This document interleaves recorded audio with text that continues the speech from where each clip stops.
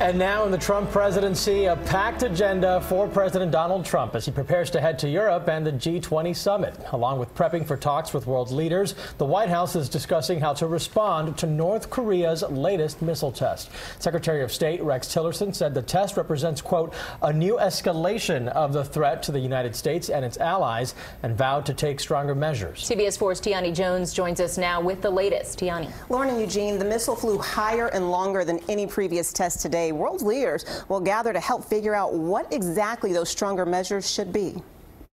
The Council will hold an emergency meeting later today to discuss North Korea's missile launch Tuesday.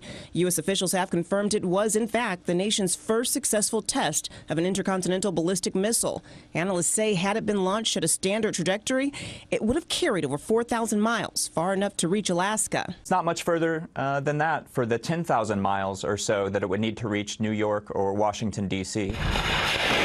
U.S. and South Korean soldiers fired missiles into South Korea waters yesterday in what the Army calls a demonstration of U.S.-South Korean solidarity. Donald Trump on Monday sent a tweet urging China to, quote, put a heavy move on North Korea and end this nonsense once and for all.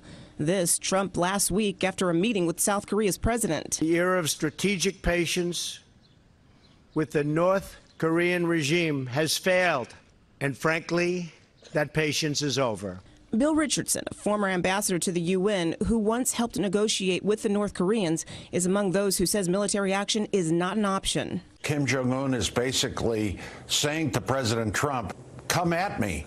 He's being provocative. He's trying to put President Trump in a box. China issued a joint statement with Russia that calls for a halt to missile tests in exchange for the U.S. and South Korea suspending their large-scale military exercises. Trump is due to meet with leaders of both countries during the G20 meeting in Germany this week.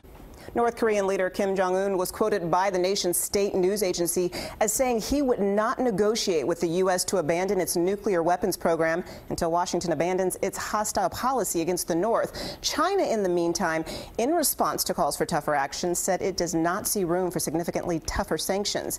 Tiani Jones, CBS 4 this morning.